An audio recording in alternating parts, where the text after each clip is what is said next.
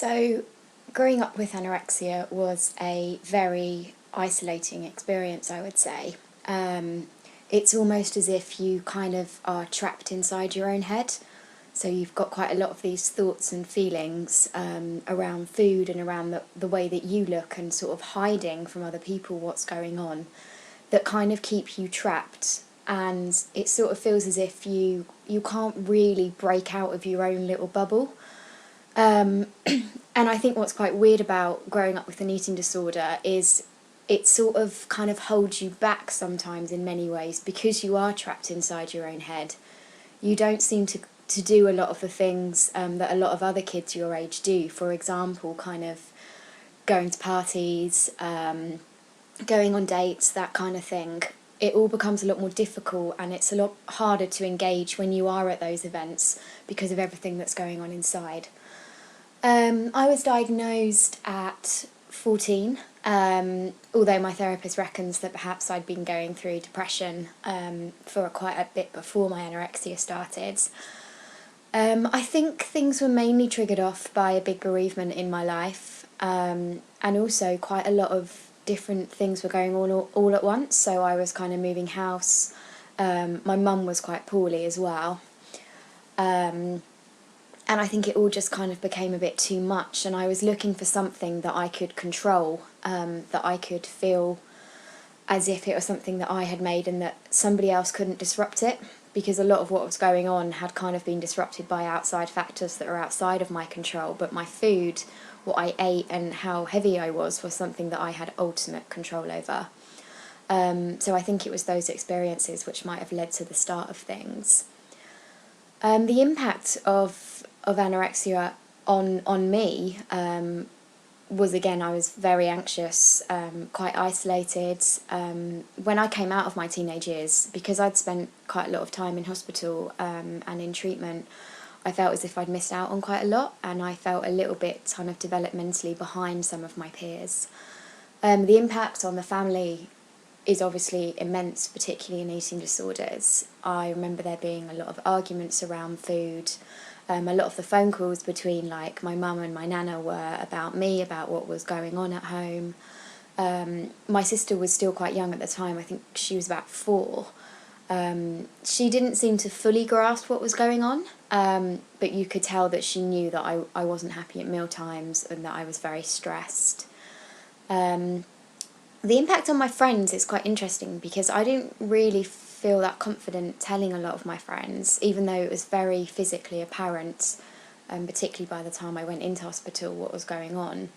And they have later now told me that actually, yeah, they'd kind of guessed. But from those friends that I did tell, I remember them being very upset and very worried when I went into hospital. One of my best friends came up to see me when I was in the children's ward, and I remember she started crying when she was there because she was really like worried and upset and could probably see how physically unwell I'd become.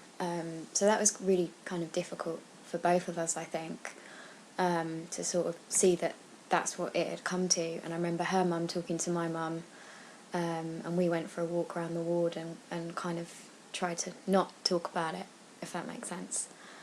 What helps in my recovery? Well, there are kind of lots of different things. When I first came out of hospital, I had a psychotherapist, which was really helpful for like the first 6 months. And I had a dietitian who gave me like a meal plan to help me with my weight. And that was, well, even though I hated it at the time, like looking back, it was really helpful. The kind of psychotherapy, it sort of didn't, not that it stopped working, but I stopped responding to it as well. After a couple of months, and I decided to leave, and I relapsed quite quickly after that and had to go back to see a counsellor. I then saw that counsellor for, I think it's about 1.5 years, or maybe like 14 months or something, before I went to university, and that really got me on track to recovery, which was really helpful. Obviously my family were there to support me around meal times and to kind of chat to me about what was going on. The friends that I had told were really supportive too. What I would say is I've been in recovery for about 3 years now. which has been awesome. I now spend a lot of my time raising awareness of eating disorders, doing a lot of campaigning. I've run self-help sessions for people with eating disorders as well, because it's something that I obviously care really passionately about, and I know how it felt, so I want to help other people.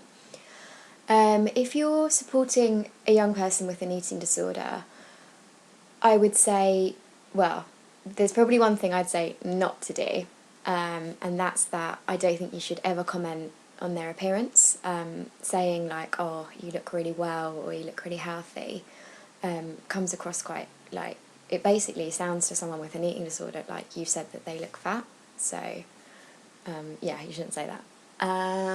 What kind of probably does help is just kind of giving someone that time and going, you know, it sounds like what's going on for you must be really intense at the moment, particularly if they're going through treatment and it's all really stressful in their head and you don't really kind of know what to say to them.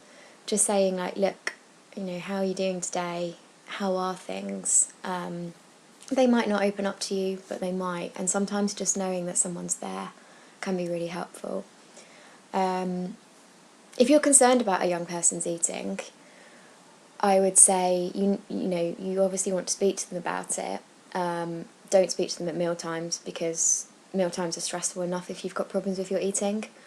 So probably speak to them after a meal time and just say, you know, I've kind of noticed that I'm a little bit worried about what's going on with your eating. Is there anything you want to talk to me about? Is there anything I can do to help? That kind of thing. Always say I, don't say we, because if you say we're really worried about your eating, it kind of comes across like a bit of an attack. So I think it's more important that you just stick to one person. And yeah, I guess that's it. Alright, bye.